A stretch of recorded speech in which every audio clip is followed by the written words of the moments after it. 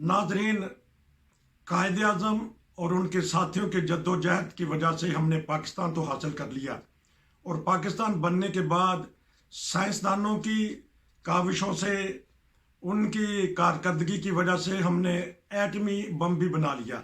अब हम कहलाते हैं एक इस्लामी मुल्क और एक एटमी मुल्क। लेकिन एक इस्लामी और एटमी मुल्क में आजकल जो सियासी हालात चल रहे हैं वो उसकी तो अलहदा ही बात है, लेकिन महंगाई और मुआशी तौर पर हम बहुत पीछे चले गए हैं। कहत की हालत है, और कहती हैं कि बहुत सारी चीज़ें मिल नहीं रही, एक दूसरे फिर लड़ाई झगड़े होते हैं। तो इस पे भी बात हम कर सकते हैं। लेकिन मेरे साथ जो एक शख्सियत हैं, वो बहुत ही प्यारी शख्सियत है, वो जानते हैं पाकिस्तान के हालात को। आज हम 28 मई के हिसाब से यौम तकबीर की वजह से एक प्रोग्राम करेंगे, क्योंकि इनके पास बहुत सारा इल्म है। वो बताएंगे कि क्या किस तरह हम एटमी ताकत बने, और एटमी ताकत बनने के बाद जो हमारी हालात इस वक्त हो चुके हैं उसके ऊपर भी वो तबसरा करेंगे। मेरी मुराद है, मेरे साथ है जर्मनी से चौधरी हमीदुल्लाह साहब, बहुत ही प्यारा बोलते हैं, बहुत इल्म की बात करते हैं। मैं उनके पास चलता हूँ। जी अस्सलाम वालेकुम। वालेकुम सलाम वरहमतुल्लाह। बहुत शुक्रिया, आपने मुझे वक्त दे दिया। आपसे बढ़कर कौन जानता होगा कि ये एटमी धमाके हमने कर लिए, पाकिस्तान भी हासिल कर लिया। लेकिन जब अब पाकिस्तान के हालात का पता चलता है तो दिल जो सा आंसू होता है, खून के आंसू होता है दिल। बताइएगा। असल में बात यह है कि जो आपने बताया है कि हमने आइटमी आइटम बना लिए और धमाके कर दिए, और दूसरी तरफ हमारी मईशत का क्या हाल है। बात यह है, सबसे पहले तो मैं ये बताना चाहता हूँ कि ये आइटमी प्रोग्राम जो पाकिस्तान ने शुरू किया, इसका बानी कौन था। जी, अक्सर तारीख को मसक करके पेश किया जाता है। बात यह है कि ये आइटमी प्रोग्राम मुल्क के दफा के लिए इसकी बुनियाद रखने वाला पाकिस्तान का साइंसदान जो हमारा हीरो है डॉक्टर अब्दुल सलाम, ये उसने बुनियाद रखी थी। और फिर आहिस्ता आहिस्ता मुख्तलिफ मराइल से ये प्रोग्राम होता हुआ जो है, ये फिर हमने इसका 28 मई को धमाका किया। तो इस आइटमी प्रोग्राम को पाया तकमील तक पहुंचाने के लिए बहुत सारे लोगों ने काम किया हुआ है, लेकिन इब्तदा इसकी डॉक्टर अब्दुल सलाम ने डाली थी। दूसरी जो बात आपने पेश की है कि इस्लामी मुल्कत है ये पहली जिसको ये तौफीक मिली कि इन्होंने एक आइटम तो बना लिया, लेकिन बाकी चीज़ों की तरफ हमारी तवज्जो जो है वो कम तर होती चली गई, जिसकी वजह से सियासी हालात को छोड़ दे, जो कुछ भी है किस तरह का है। लेकिन जो लोग यहाँ हुक्मरानी करते रहे हैं, उनकी जो इक्तिसादी और माशी पॉलिसीज जो थी वो सारी नाकाम हो गई हैं। और बावजूद इसके कि हम एक एटमी मुल्क होने का दावा करते हैं, हमारी मईशत तो ये है कि आज जो है वो बेशुमार पाकिस्तान की आबादी जो है वो गुर्बत की लकीर के नीचे है।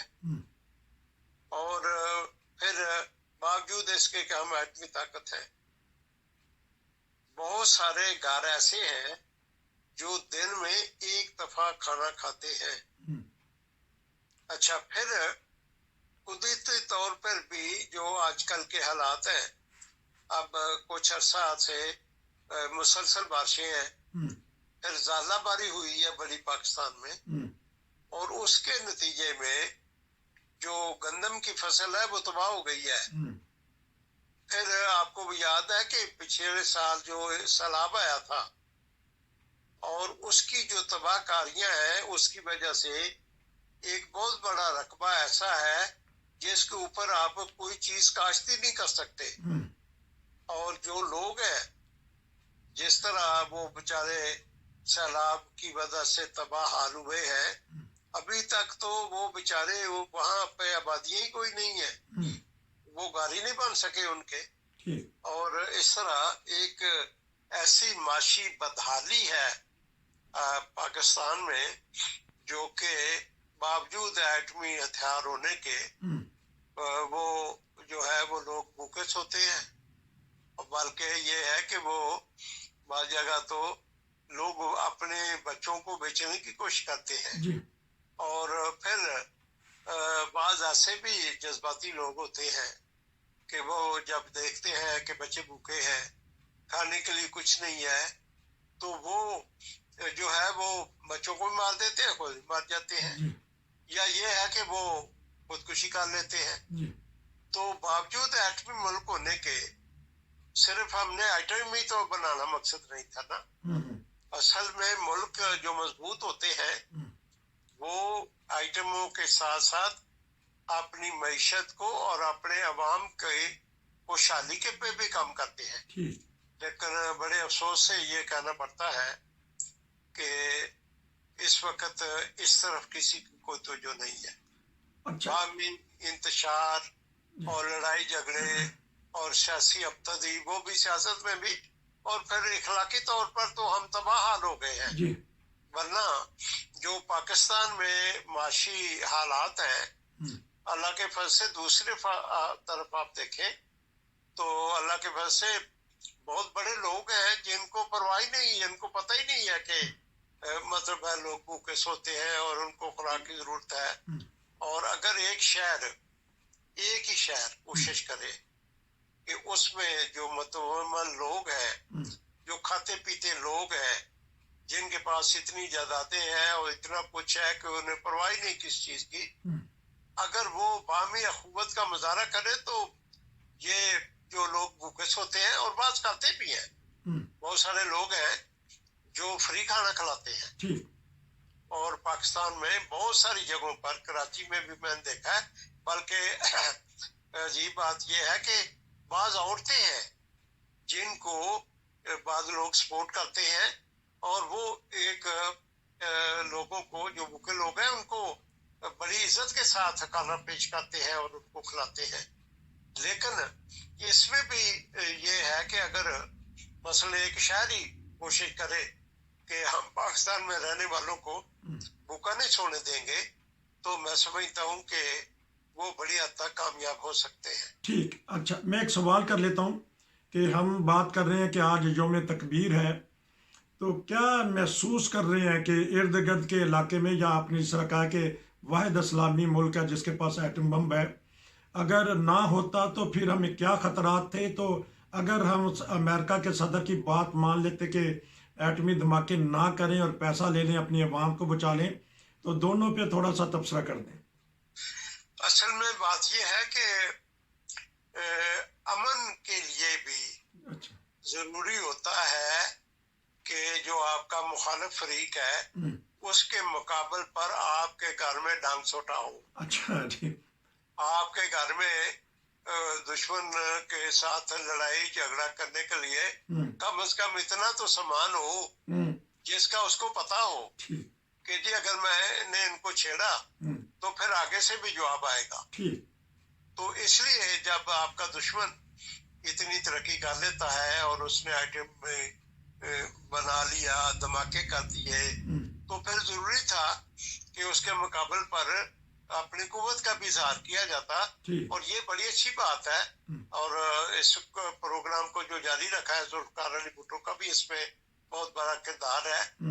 لیکن یہ جو 28 مئی کو دھماکے ہوئے ہیں یہ وزیر اعظم نواز شریف کے دور میں ہوئے تھے. بہرحال یہ بات ایک متنازع ہے, اور کیونکہ کریڈٹ تو ہر اچھے کام کا ہر کوئی سیاستدان لینا چاہتا ہے, لیکن بہرحال اس وقت بھی بہت ساری مخالف آراء تھی, اور اس کا جب تجربہ کرنا تھا تو اس میں جو امریکہ آپ کو امداد کی پیشکش کر رہا تھا اس پہ بڑی جرأت مندانہ جو کام ہوا ہے, وہ صرف اس میں نواز شریف صاحب شامل نہیں تھے, بلکہ اس کے پیچھے بعض قوتیں تھیں اور بعض ان کے ایسے دوست تھے جنہوں نے کہا کہ نہیں جی, امریکہ جو مرضی کرے, وہ جو مرضی پیشکشیں کرے, ہم نے یہ دھماکہ ضرور کرنا ہے تاکہ جو ہمارا دشمن ہے اس کو پتہ چلے کہ کیونکہ اس وقت جو حالات تھے دشمن تو دردناتا پھرتا تھا، کیونکہ تھوڑے سے وقفے سے ہم نے یہ آٹھویں دھماکے کیے تھے. جب اس نے پہلا دھماکہ کیا اور اپنے آئٹم چلائے تو پھر اس کے دنوں میں جب اس وہاں تو پتہ نہیں تھا کہ پاکستان کے پاس ہے یہ ایٹمی چیز اور اس کا وہ کر سکتا ہے. تو اس وقت جو گفتگو ہوئی، جو دھمکیاں دی گئیں، وہ تو یہی تھا کہ جی ہونتے سی پاکستان کا پلوس اڑا دیں گے. اور جب یہ دھماکے ہوئے اور پھر پتہ چل گیا کہ نہیں بھائی اب ایسا سستا سودا نہیں ہے کہ نہ یہ آسان بات ہے کہ ہم پاکستان پہ کو اوپر چڑھائی کرتے ساری یا وہ ہمارے تسلط میں آ جائے گا. تو یہ بہرحال اس کا ایک جو ہے وہ مثبت پہلو تو ہے، پلس پوائنٹ تو ہے کہ پاکستان نے یہ ایٹمی اسلحے کا جو کیا ہے 28 مئی کو، اس سے بہرحال دشمن کو یہ پتہ چل گیا کہ ہم، اور اس کے بعد پھر ایسے واقعات ہوئے ہیں کہ جب پاکستان کے اس ایٹمی پلانٹ پر حملہ کرنے کی کوشش کی گئی ہے. اور اس کی ایک کوشش تو ہوئی تھی نواز شریف صاحب کے دور میں بھی، اور رات 3 بجے ایک ہمارے اسلامی ملک نے یہ خبر دی تھی کہ کچھ دیر بعد جو یہ تنصیبات ہیں ان پہ بعض ہمارے دشمن ملک حملہ کرنے والے ہیں.